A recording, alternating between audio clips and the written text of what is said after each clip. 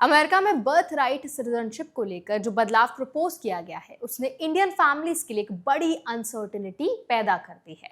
अब तक रूल बहुत सिंपल था, यूएस सॉइल पर जन्म लेने वाला बच्चा ऑटोमेटिक सिटीजन बन जाता था।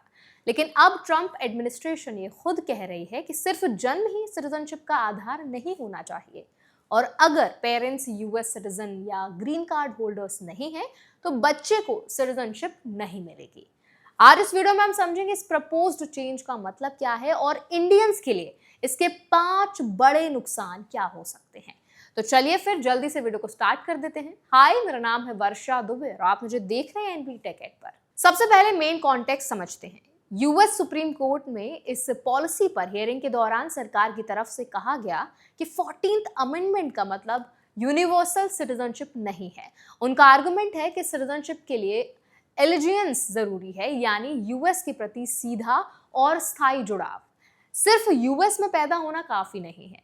इस बेसिस पर यह प्रपोज किया गया कि टेम्पररी वीजा होल्डर्स या अनडॉक्यूमेंटेड पेरेंट्स के बच्चों को ऑटोमेटिक सिटीजनशिप नहीं मिलनी चाहिए। अब इसे सीधे इसके इम्पैक्ट को समझते हैं। सबसे पहला बड़ा नुकसान इंडियन फैमिलीज के लिए जो है वो सबसे बड़ा रिस्क है अनसर्टेनिटी।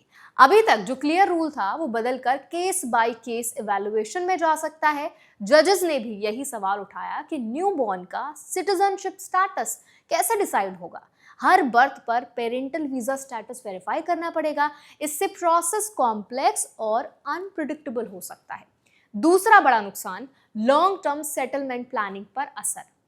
इंडियन प्रोफेशनल्स खासकर H1B होल्डर्स कई सालों तक ग्रीन कार्ड का इंतजार करते हैं।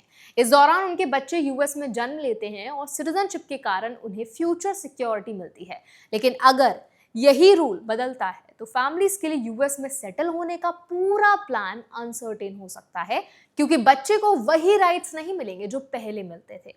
तीसरा बड़ा इंपैक्ट है लीगल प्रोटेक्शन और बेनिफिट्स पर असर। अभी यूएस सिटीजन बच्चे को एजुकेशन, हेल्थ केयर और गवर्नमेंट बेनिफिट्स का सीधा एक्सेस मिलता है। लेकिन अगर सिटीजनशिप नहीं मिलेगी तो ये एक्सेस ऑटोमेटिकली खत्म हो सकता है।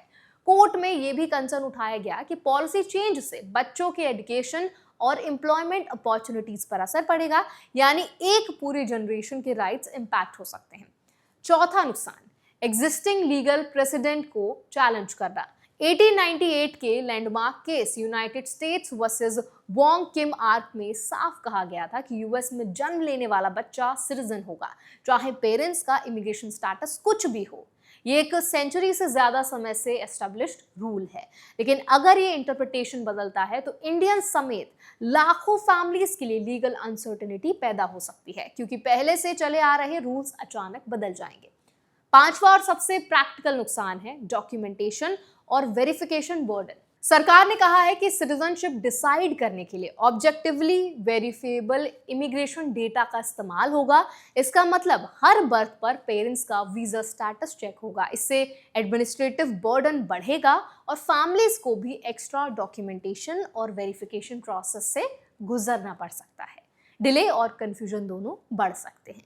अब एक और इम्पॉर्टेंट एंगल, ये पॉलिसी रेट्रोस्पेक्टिव नहीं बल्कि प्रोस्पेक्टिव तरीके से लागू करने की बात कही गई, यानी फ्यूचर बर्थ्स पर इसका असर होगा।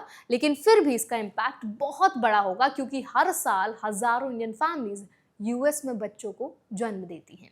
इस पूरे डिबेट में जजेस ने भी कई प्रैक्टिकल कंसर्न्स उठाए, जैसे कि क्या हर हॉस्पिटल को इमिग्रेशन स्टेटस वेरीफाई करना होगा, क्या बर्थ के समय ही सिटीजनशिप डिसाइड हो पाएगी, और क्या 1868 में लिखे गए कॉन्स्टिट्यूशन को आज के इमिग्रेशन सिस्टम के हिसाब से इंटरप्रेट किया जा सकता है।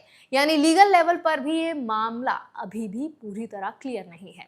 अब इंडियंस के लिए फाइनल टेक अवे, ये सिर्फ एक पॉलिसी प्रपोजल नहीं है बल्कि एक ऐसा चेंज है जो लॉन्ग टर्म इमिग्रेशन स्ट्रैटेजी को डायरेक्टली अफेक्ट कर सकता है, खासकर उन फैमिलीज के लिए जो यूएस में सालों से काम कर रही हैं, सालों से रह रही हैं और फ्यूचर प्लानिंग यानी कि सिटीजनशिप रूल्स पर बेस्ड हैं। इसीलिए अवेयरनेस, लीगल अपडेट्स और प्लानिंग पहले से ज्यादा इंपॉर्टेंट हो गई है। अब इस पूरे वीडियो पर आपका क्या टेक है? अगर आपको वीडियो पसंद आया है तो उसको लाइक करें। अगर आप कुछ ऐड ऑन करना चाहते हैं तो कमेंट्स में भी जरूर बताएं। आप चाहते हैं कि किसी पर्टिकुलर टॉपिक पर हम वीडियो बनाएं तो वो भी आप हमें जरूर सजेस्ट करें। ऐसे और वीडियोस के लिए, अपडेट्स के लिए, इन्फॉर्मेशन के लिए हमारे चैनल एनबीटी टेक एड को भी जरूर सब्सक्राइब करें।